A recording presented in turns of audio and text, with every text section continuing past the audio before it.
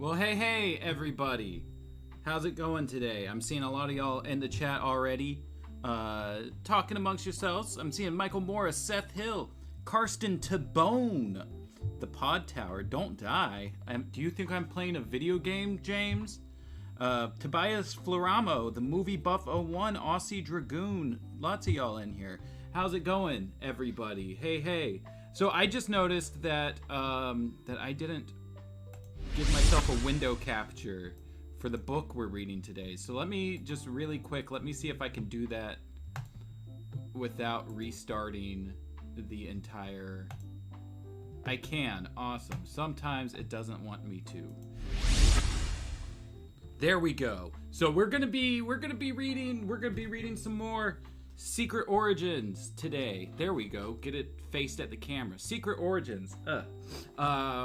We've been going through the novelization of the Justice League premiere. We've done a couple of the books in this series already, and the majority of them aren't novelizations at all, but brand new stories. This one's basically pretty by the book, I would say, as far as following the episodes. I think there's been a couple new things here and there. A little talk about how Snapper Carr has been into Superman since he was a child. We got names for the scientists that the alien invaders replaced during that scene between Batman and Superman. You know, stuff like that. So there's been a couple cool new things to kind of uncover as we're going through this, and you guys get to uncover it with me. Sorry I wasn't here last week. We were having car issues, and last Thursday was the day that I was finally able to get my car out of the shop. I told this story on Saturday, so some of y'all may have already heard it. But essentially, my car's windshield wipers have been on the fritz for a while, and I took them into a shop at one point, and they said, "Oh, all you got to do is just tighten the bolt up here, and everything's good to go." And so they tightened the bolt, sent me on my way, and it worked for a little while. And then I got to a point where I needed to start tightening it on my own to get it back to where it was. Come to find out, that wasn't what the issue was. It was that the windshield wiper motor was in the process of dying. However, since I didn't know that, I kept doing what that shop told me to do, and eventually ended up breaking the windshield wiper arm while we were on our way to get this computer that I'm streaming from James. So 4 hours out of town, windshield wiper breaks, and we've got to get back into town, you know, to deal with the fact that we have cats at home that need medicine and food. And so it was a terribly rough drive. If you know anything about Seattle, you know that it's a rainy place. But it's not just Seattle that's rainy. It's the whole fucking area that's rainy. So it was a terrible drive home with a broken windshield wiper. Lots of Rain-X was used, and we had to stop off the side of the road almost any time that the rain got above a light sprinkle. And so it was in the shop for about a week, and it ended up costing like $1,000, which, you know, since YouTube's being really cruddy with us with money, it's just like, oof, that's a lot. I didn't want to do that at all, but obviously I had to. Anyway, that's why I was gone last week, but I'm here now. I'm here, and you know, get used to it, the whole thing. But yeah, so really quick, I guess let me catch up with what y'all got going on in the chat, and then we'll hop into the book. Let's see. No muting this time. I'm so proud. I tried to make a mental note of it. Let's see. Bond Jedi Ranger is here. Hey, how's it going? I can never pronounce your name, and I know you've been here for so long. Thotha Chronos? Is that it? Is that how you say it? Oh, Andrew Cazzini's here. Yeah, we're still on Secret Origins, Andrew. Like I was saying, I was out last week So we're a little bit behind. And then like the week before that, we were having technical difficulties, so I only got through a chapter. But today we're reaching the over halfway point. So, you know, not much longer. I think we ended on Batman, Superman, and John's interrupted threesome. I forgot about that. Oh no. Let's see. Let's see. From the Director's Office of the Never-Ending Research Division. Well, hello. Let's see, that's good. James will keep Maddie doing Thursday shows because that's what we expect due to Vanishing Point. That's why my streams are on Thursday. That's absolutely it. We are talking about maybe possibly bringing, not necessarily Vanishing Point back, but bringing back Thursday videos. It's the idea is kind of in its infancy right now, but maybe in the next couple months you can expect some extra videos to be coming out on Thursdays.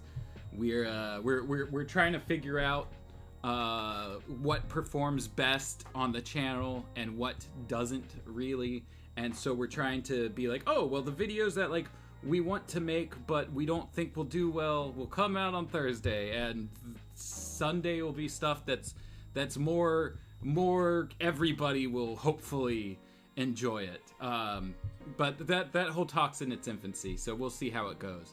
Let's see. As a secret origins of Maddie's new windshield wiper. Yes, I got a new wiper and a new motor and new brake pads, and they replaced the computer system in my car because apparently that was recalled and I didn't know about it. So it was a lot of money. But anyway, y'all don't care about my money problems. You're here because you want to listen to me read about the Justice League. So we're hopping over that. Oh, I'm so in favor of bringing any form of Vanishing Point back. Yeah, I mean, I don't know for sure that we would necessarily be doing Vanishing Point by name, but it'd be a little something. But yeah, so let's go ahead. Let's hop into chapter 5. I'm guessing, yeah, so where we left off last time was Diana asking for forgiveness from Mother and the Goddess. She was leaving to come hang out with the Justice League, which doesn't exist yet.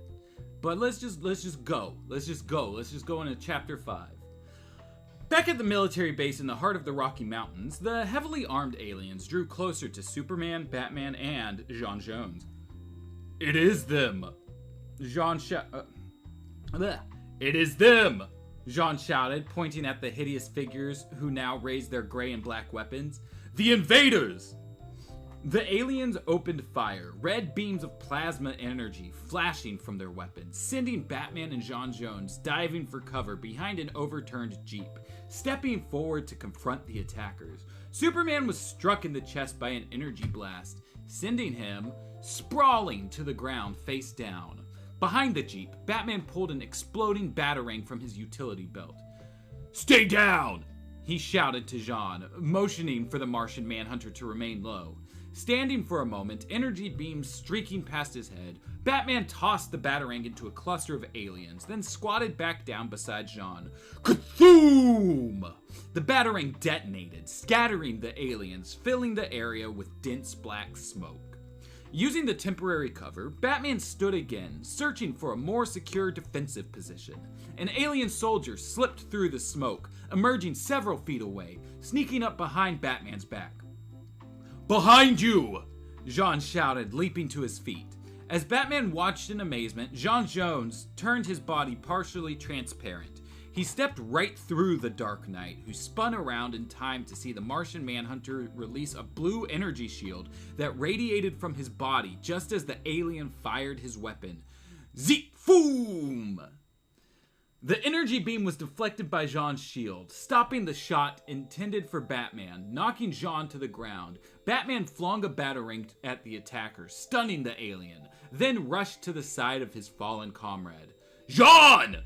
He shouted, realizing that there was more to this stranger than was instantly apparent. With one bold move, he had displayed courage, loyalty, and an impressive array of powers. Are you injured? Jones completed the question as Batman helped him to his feet. Not seriously. Nearby, Superman recovered from the energy blast and leapt into the air. Landing beside an overturned tank, the Man of Steel lifted the massive vehicle over his head. Get Jean to safety, Batman! Superman shouted over the sound of a barrage of energy weapons firing at once. I'll cover you! Superman hurled the massive tank at the alien army. It struck the ground with a sickening crunch, then skidded into the soldiers, toppling them like bowling pins, giving Batman and J'onn J'onzz time to race to the Batwing. After helping Jones into the cockpit, Batman scrambled into the pilot's seat. Hang on! He shouted as the hydraulic canopy hissed shut. Glancing at the Martian Manhunter, he saw that John's eye... I keep getting John's and Jones confused. I feel like it's probably an easy mistake to make. The blue thing. Yes, I knew you would. I knew you'd be into that, James. I knew you would be interested in that as soon as I said it. But I did not know you were here. I was about to message you. Let's see. He saw that Jean's eyes glowed bright orange. Jean! He called out, but received no answer. Jones appeared to be in a trance. No time to waste, Batman thought, wondering what else there was to learn about his strange new companion.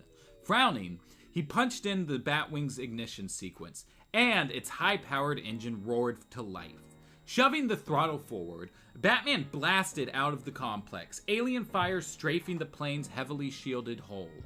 When they were clear of the base, Batman glanced out the cockpit window to see Superman flying beside him. That was close, Batman sighed, relieved to have escaped, though not really expecting a response from the zombie-like passenger in the seat behind him. We're not safe yet, J'onn J'onzz said flatly, pointing out the window. Look. A squadron of alien fighter jets zoomed from an underground cave, emerging from jagged cliffs among the mountains. The triangular fighters, covered in the all-too-familiar red, gray, and black pattern, flew in formation, closing in on the Batwing. Don't these guys have any other colors in their world? Batman growled, peeling off in an evasive maneuver. Ignoring Superman, the cluster of alien ships followed Batman, matching the Batwing's dips and turns. Just as the lead fighter locked his weapons on the Batwing, Superman altered his course, flying right into the alien jet, slicing it in two. The two halves of the severed fighter spun wildly out of control, one slamming into the side of a mountain, the other smashing into the fighter behind it, detonating a fiery explosion. With the remainder of the squadron still tailing Batman, Superman swung around to take out a few more jets. Excuse me. I hit the... What did I hit? There it goes. Zap, zap, zap! Unleashing a coordinated assault, the alien fighters blasted Superman repeatedly with their plasma beams, driving the Man of Steel into the mountainside. He dropped onto a narrow ledge, dazed from the impacts. Using all his skill as a pilot, Batman weaved and turned, barely outpacing the pursuing fighters. Spotting a narrow passage between a series of jagged outcroppings, he pulled hard on the Batwing's steering control, aiming straight for the thin ribbon of space. What character is this? Is that Batman? That's Batman. Okay. Let's see them follow us through this, he said, his steely eyes focused on the path ahead. He skimmed close to the sharp, uneven peaks, barely avoiding them, swinging left, then right, navigating the slender maze, the difference between life and death a matter of inches. But the aliens kept coming. Exhibiting skillful piloting of their own, all but the last fighter in the squadron entered the maze successfully. Shadowing the Batwing's every move, not energy move, where did I get energy move? Shadowing the Batwing's every move, the last alien pilot flew too close to a craggy oh my god, I almost read that as prostitution. Energy moves, craggy prostitution. Where is my head today? Wait, Maddie, check Facebook chat. BTAC is back. Hold on. Hold on. Hold on. Breaking news. Breaking news. Oh, shit! Oh, shit! Batman The Adventures Continue Season 2. Dead Man and the Court of Owls. Oh, fuck. Yo! Hold on. Did they talk about that in the oh, they did. They've talked about that in the Discord already. Oh, there's new pages and shit. Oh my god, hold on. Hold on. Let me see if I can get these new pages. Oh my god, it's opening in a different browser. Oh my god.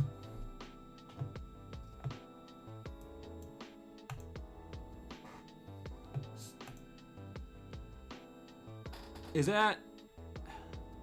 that's Barber, right? And there's Dead Man creeping around in the background. No, that's Vreeland. Is that... There's no way that's Bunny Vreeland. But she looks too young to be Veronica. Wow. God damn, all of this art is just always beautiful. Like, I want these stories to be good. I want it to be good. That's all I want. Please. Please make it good.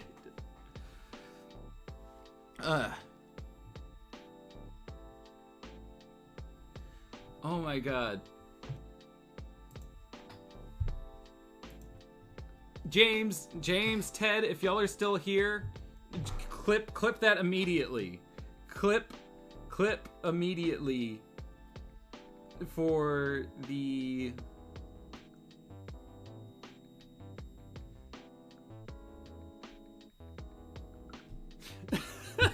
God damn, we in here breaking news 18 minutes ago.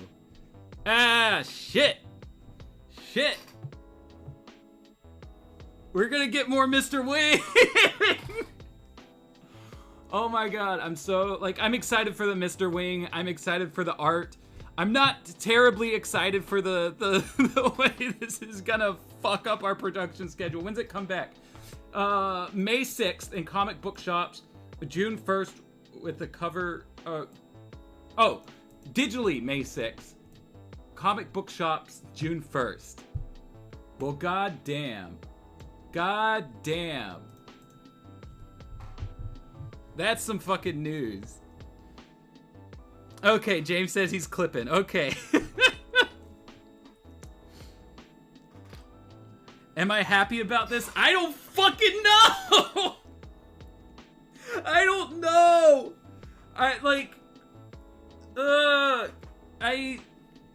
I was not a fan of the storytelling of the first season of BTAC. I felt like it was very shoehorned. I felt like it didn't take into mind a lot of the continuity that they had set up, and I feel like it kind of is a weird thing. But I very much enjoyed the art. There are things within the story that I loved, specifically when they were doing new stuff rather than trying to shove in stuff that like seemed like fan theory nonsense. Like, I loved Mr. Wing. I loved Straight Man. Those things were a lot of fun.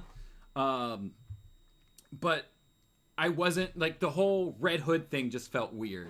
I enjoyed the earlier stories where we were dealing with Deathstroke, where we were dealing with Azrael,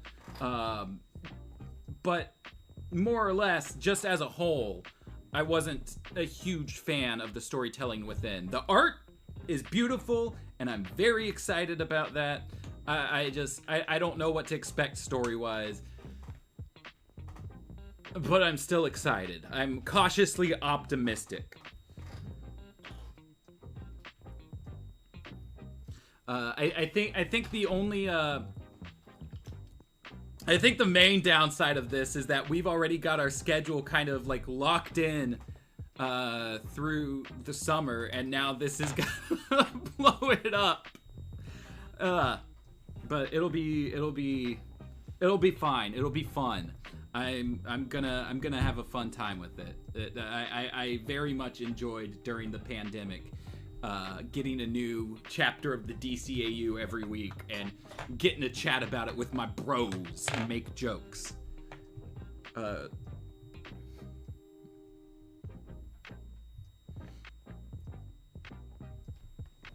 I don't know. I don't know if they learned anything. I don't think they necessarily need to learn, right? Like, they're getting paid to make this, and most fans of Batman the Animated Series aren't as continuity obsessed as we are, and are never going to notice stuff like Baby Doll being 2 years different in age or whatever than she's supposed to be. Like, it's not a thing that I see them caring about at all, and I don't necessarily think that they need to care about it. I just wish for my sanity that it would be cared about.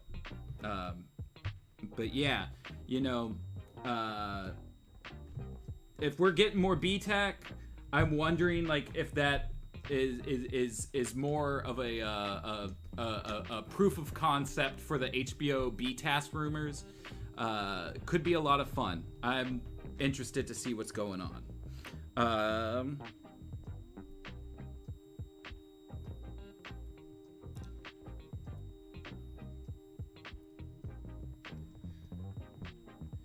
Yeah, we'll see. We'll see. I don't know. I think that both can happen.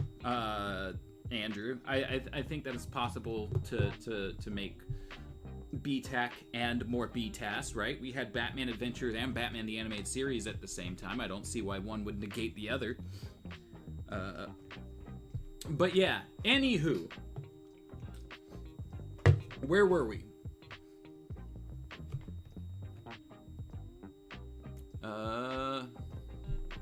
I remember saying that, but the aliens kept coming.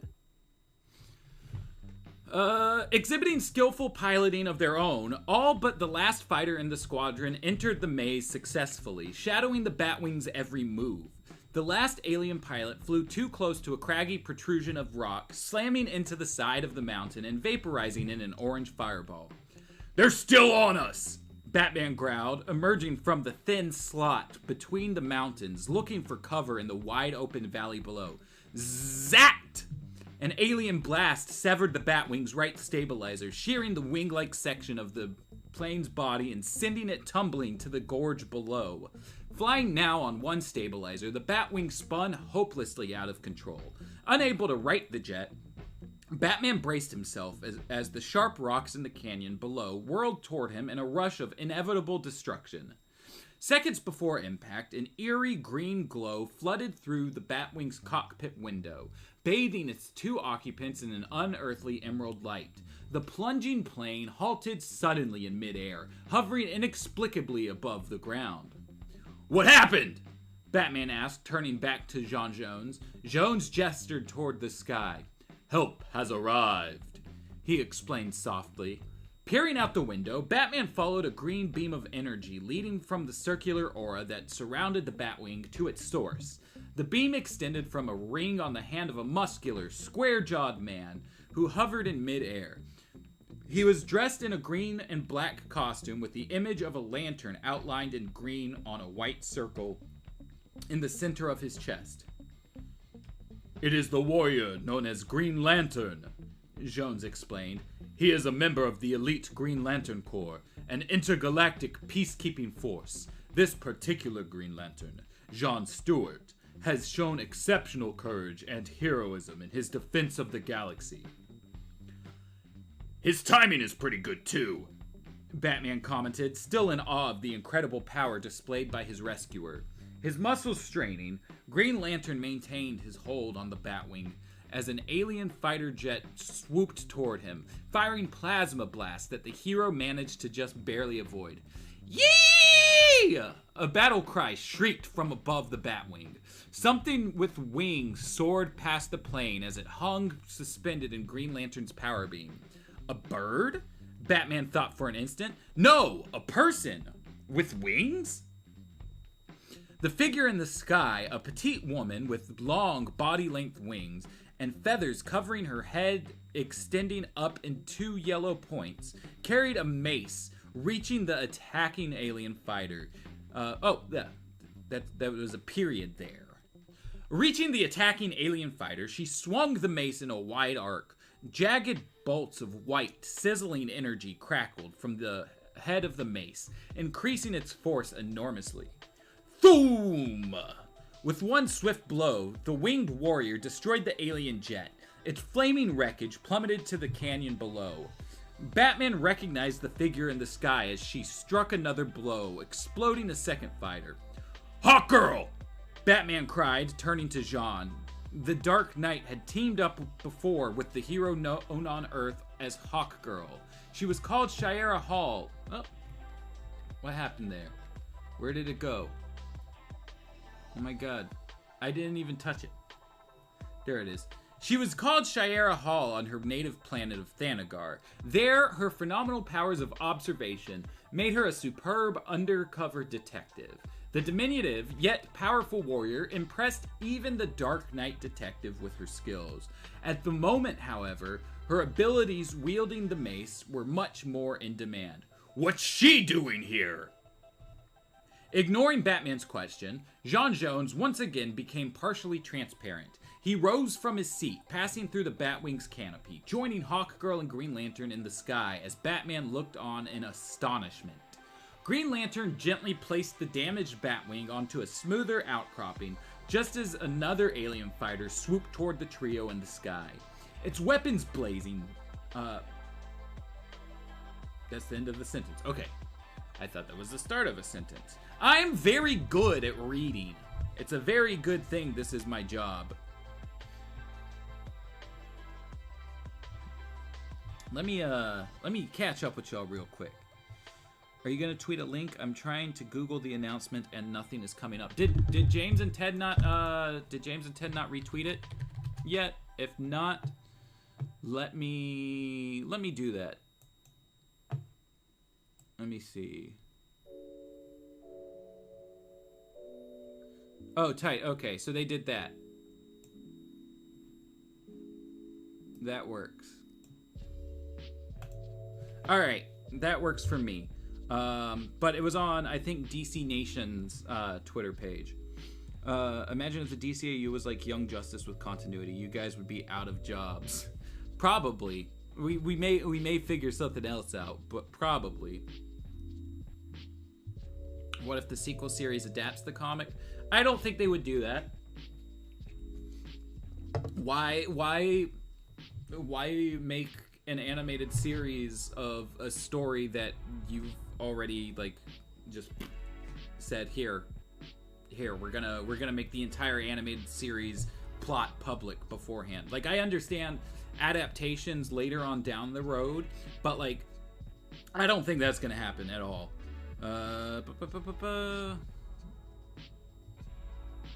OMG, it's Booster Gold. But yeah, it's interesting that like they're much more explicit here about the Dark Knight had teamed up with the hero known on Earth as Hawkgirl. I don't think they were that explicit in the episode. B-Tech has been more ambitious in the kind of stories it's been telling continuity-wise than most of the tie-ins. Just seems like you'd want to save something like The Court for a show if it's really in the works. I don't know.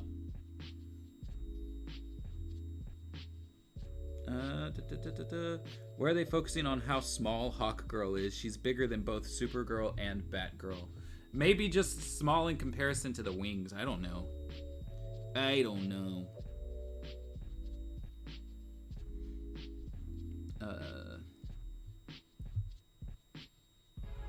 Okay.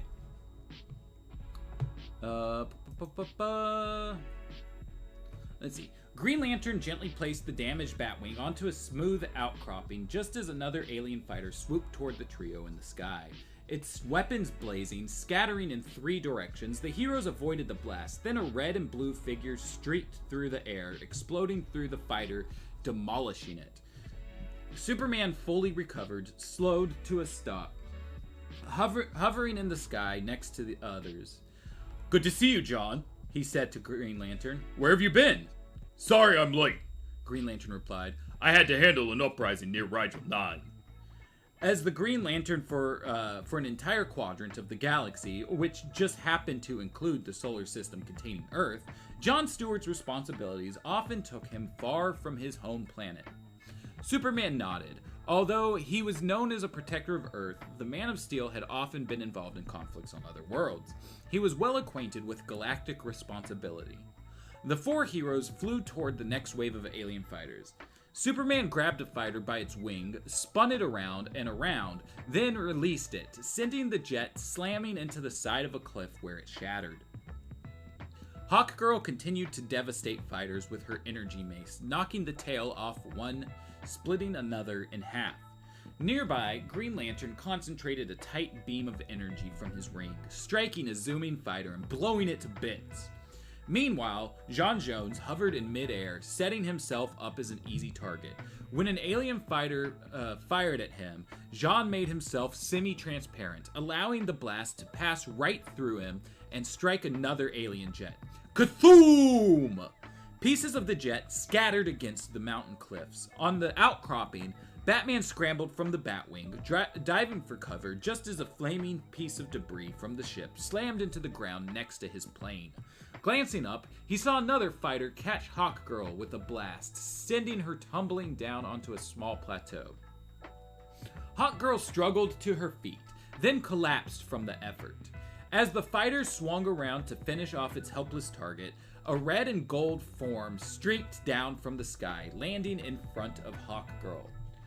"Allow me," said Princess Diana of Themyscira, standing tall, raising her arms as the alien ship let loose a series of blasts aimed at the defenseless winged young woman. Using her silver bracelets, Diana deflected the searing energy beams one by one. The ancient armor was empowered by the goddess Athena and was resistant to all force. Maintaining a collision course with Diana, the ship drew near, firing non-stop. Scring, scring, scring! A round of plasma blasts bounced off Diana's bracelets, ricocheting back to the ship. Thoom! Their own deadly weapons tore through the alien ship, demolishing it, but the flaming chunks that remained plunged toward Hawkgirl and Diana. The princess knew she could fly from the ledge to safety, but there simply wasn't enough time to rescue the helpless hero sprawled beside her.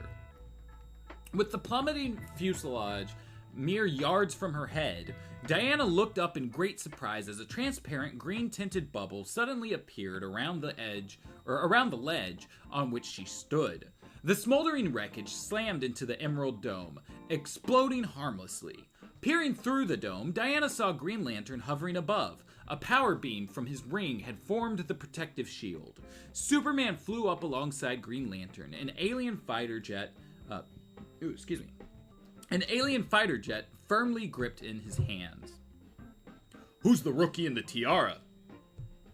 "Oh hey, who is that? Who's subbed? Thank you for the sub. Who did the sub? I got George Farrell and Marcus Shaw. Hey, welcome aboard. Nice to have you. Nice to have the both of you. Let's see, where were we? Green Lantern and J'onn J'onzz. Who's the rookie in the tiara? There we go. I'm not sure, Superman grunted, tossing the final alien plane at the mountain's face, where it exploded in flames. The battle was over. All the attacking alien fighters had been destroyed. The group of heroes, most of whom had never met before, had just worked together as a team. A very effective team. This fact was not lost on the Man of Steel. "Thanks for showing up when you did," Hawkgirl said as Princess Diana helped the winged warrior to her feet. The two took to the air to join Superman, Green Lantern, and J'onn J'onzz. Hovering in the sky, the group of flying heroes peered down at their handiwork, the scattered remains of wrecked alien fighters. On an outcropping below, Batman looked up at the others just as a streaking red blur came speeding up next to him. "Hey Bats, you dropped this!" said the Flash, stopping next to Batman, handing him the sheared-off stabilizer from the Batwing. I found it on my way here. Landing one by one, the other heroes joined Batman and Flash on the ledge. I trust you were not injured? Diana said to Batman. Flash's eyes opened wide at the sight of the princess. The youngest of the group, Wally West, known to the world as the Flash, thought of himself as a ladies' man, despite his total lack of experience. Impulsive, the Flash often spoke first and thought later. Whoa, he exclaimed, looking at Diana and smiling. Where have you been all my life? Having no experience with humans, particularly young, brash, cocky ones, the princess took his question literally. Themyscira, she replied matter-of-factly. Huh? Flash said, scratching his head. Themyscira is the home of the Amazons. Oh, that's Hawk Girl. Hawk Girl explained, astonishment apparent in her voice. But I always thought it was merely a legend. I assure you, it's as real as the ground on which we stand, Diana said proudly. I am Diana, Princess of the Amazons. I am also called Wonder Woman by many. No wonder, Flash said, grinning broadly. Pinch me, I must be dreaming. Superman, who stood next to Flash, jabbed him gently in the ribs. Ow! Flash yelped, rubbing his side, the smile vanishing from his face. Wonder Woman continued. Themyscira is protected by the gods, though others of my kind chose to ignore the troubles mankind now faces. I could not idly stand by while the rest of the world was in danger. Excuse me. It was lucky you showed up when you did, Superman pointed out. No, John Jones said, shaking his head. Not luck. I telepathically summoned all of these heroes. Flash rubbed the back of his neck, shaking his head rapidly. Look, he began, I'm usually pretty quick on the uptake, but would someone please tell me what the heck is going on here? Superman, Batman, and John Jones immediately turned to one another, exchanging glances, eyebrows raised, wondering where to begin. Jesus, I feel like this is a long chapter, and there's still more to go. Where did...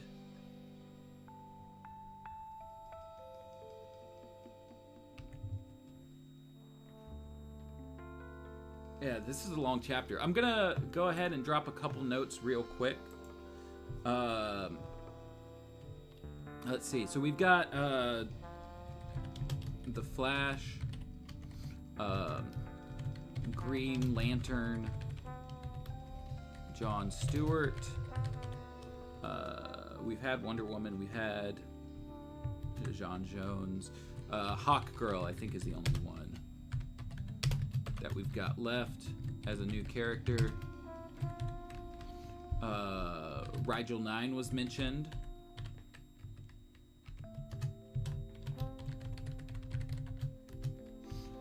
And nothing so far as time goes, I don't think, other than like Wally is said to be the youngest of the group. So I guess that's something that if we take the book as canonical, that might overrule McDuffie's Wonder Woman is 18 comment. I would think. Other notes. Superman is familiar with John Stewart. Batman is familiar with Hawk Girl. Not necessarily timeline notes, but something of note to keep in mind. Let's see. Oh, hey Brandon. Hey Josiah, how's it going? Stream is going well. We just got news that that there's more Batman The Adventures Continue coming. So, you know, that's exciting. Let's see. Wonder Woman also said in Twilight, when Light Ray slapped her, that he's worse than the Flash. True. Wasn't Athena mentioned? Yeah, but I already have Athena from last chapter right there. But good looking out. You've been doing great with your voices, Maddie, but I don't know with Flash. You may have overplayed your part, Yod. I kind of, whenever I do Flash, I kind of do a Sonic the Hedgehog type voice, just because, you know, the speedster thing. Though I gotta be honest, I wasn't really channeling it right there. Let's see. I always took that to mean she looked 18. I mean, yeah, you could see it in that way, but I'm pretty sure that the way he answered it was that he wrote the characters to be in the age range that he mentioned.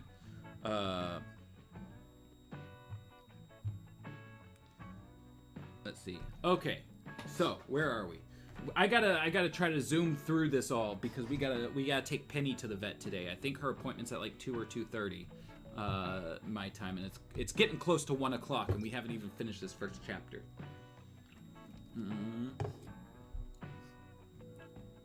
Let's see. Flash rubbed the back of his neck, shaking his head rapidly. "Look," he began. "I'm usually pretty quick on the uptake. But would someone please tell me what the heck is going on here?" Superman, Batman, and J'onn J'onzz immediately turned to one another, exchanging glances, eyebrows raised, wondering where to begin.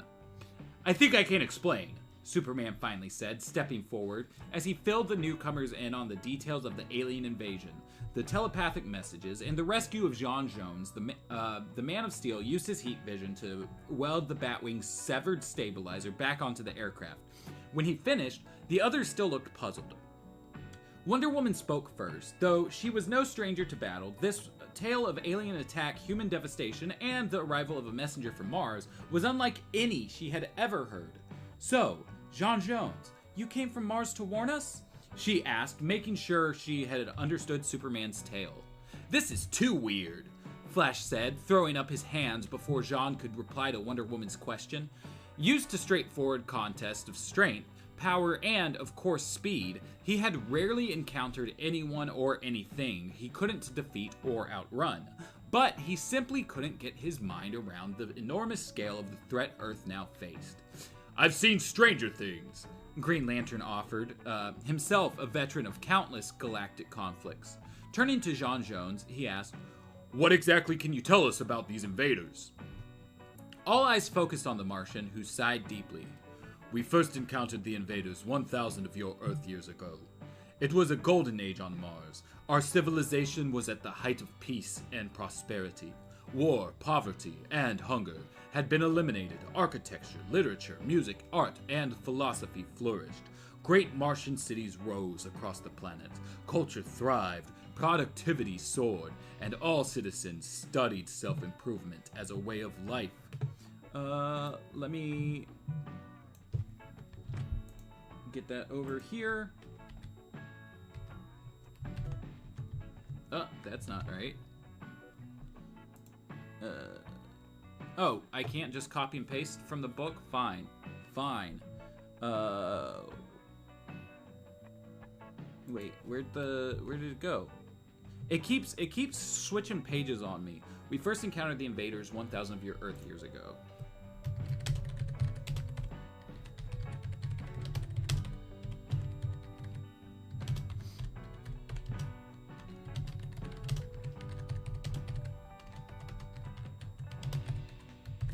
There we go. The others all listened raptly, visions of a planet-wide paradise filling their heads. "But our golden age ended abruptly," J'onn J'onzz continued, "the day they arrived. I still don't know where they came from, but I will never forget that day. Streaking asteroids tore through the sky, slamming into our cities and creating huge craters. The craters then released their huge walker pods, which fired plasma blasts, obliterating everything in their paths. At first, they only destroyed our buildings and creations, but eventually our entire way of life was ruined. We Martians were a peaceful people, having ended war on our planet hundreds of years earlier. The taking of any life was abhorrent to us, but our only option was to quickly relearn the ways of war. Amid the smoldering ruins of our once great civilization, we resorted to guerrilla tactics. We tossed high-impact firebombs at 1 or 2 walkers at a time, engulfing them in flames, bringing them down. Though Mars was momentarily triumphant, more walkers inevitably came, raining widespread destruction. Any chance of saving our world slipped from our grasp. Martians ended war on their planet hundreds of years earlier.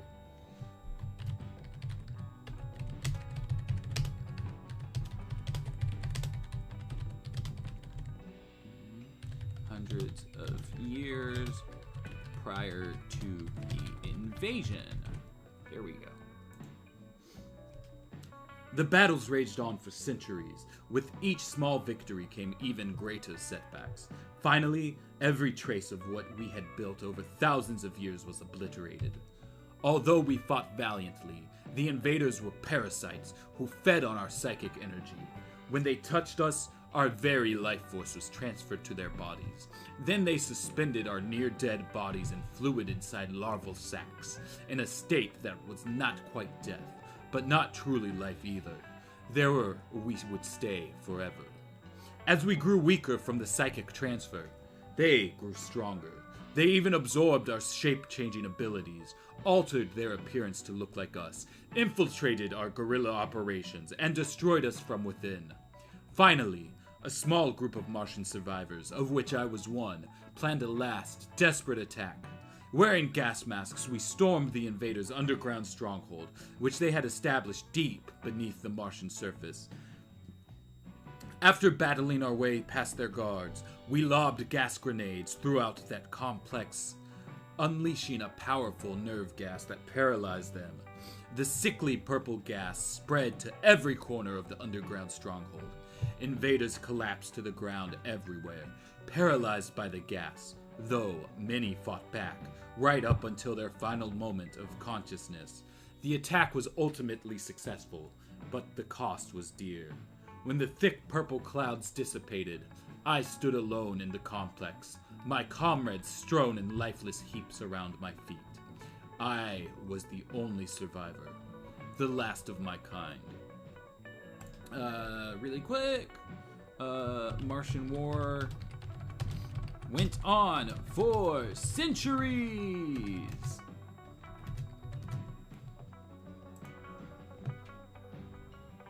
John Jones paused, overcome by the memory. He had never told this tale to anyone, and sharing it now brought back all the horrors of that day so long ago. He felt as if it had just occurred.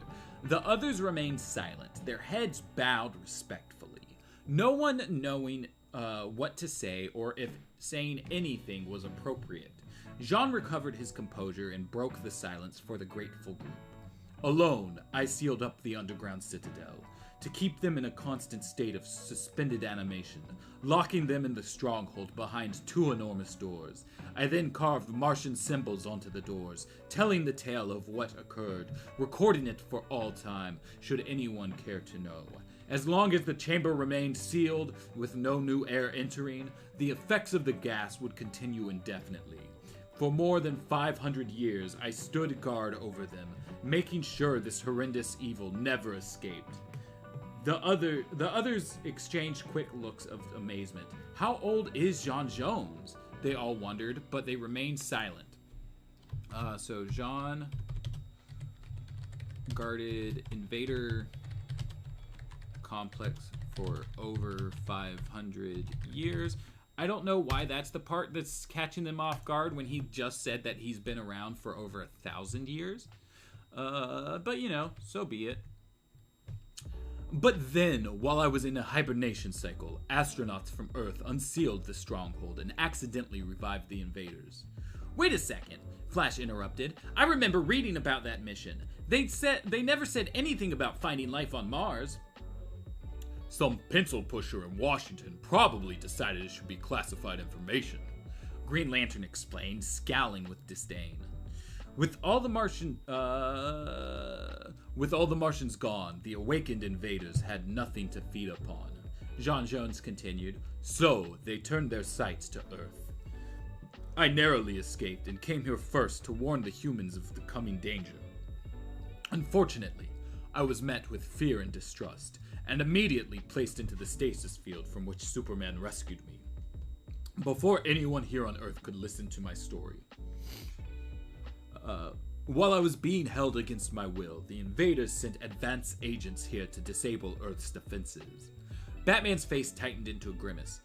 That's why they sabotaged the Deep Space Monitoring Network, he said, the pieces falling into place. The mystery he had been pursuing for many months was finally solved.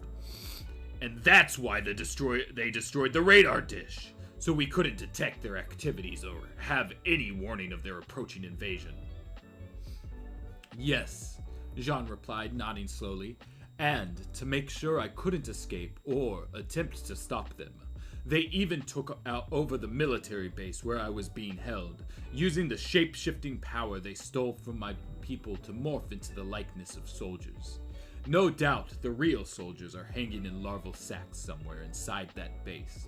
I saw them, Batman reported, flashing on the gruesome scene he had encountered upon first entering the mountain complex. It took all of my mental power to overcome the stasis field and contact you, J'onn J'onzz said, turning to Superman, concluding his astonishing tale. Eyes smoldering with rage, fists clenched tightly, Green Lantern stepped forward. We've got to stop them before it's too late, he announced, stepping up as the group's leader. With his experience in the Green Lantern Corps, he was comfortable commanding others, and he naturally assumed the role of leader would be his on this mission. J'onn J'onzz looked at Green Lantern sadly, the horror of his tale still fresh in his mind. It may already be too late, he said softly. Alright, there's chapter 6. Let's see, we got a mention of Washington. Have we had Washington yet? No. Okay, boom. Washington, D.C. mentioned. Alright, how fast can we get through chapter 6? That's 2, 4, 6, 8, 10, 12 pages. I don't know that I can do chapter 6 today, just on account of the fact that I gotta get Penny into the vet pretty shortly.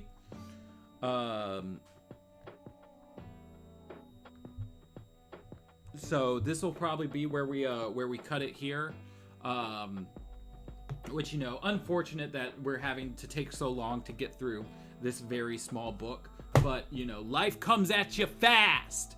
But let me go ahead catch up with everything going on in the chat real quick, and then we can get on mosey on out of here. Let's see. I'm glad you enjoyed the video I made. It was a lot of fun, Josiah. I'm glad we have you on board to make the stream clips. Let's see.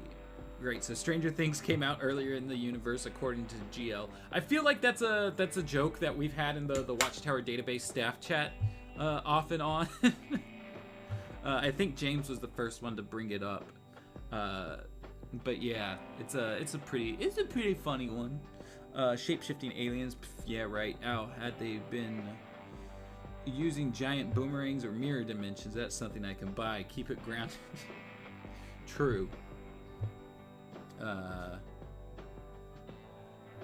Let's see. Maybe all of Flash's villains debuted between now and Flash and Substance.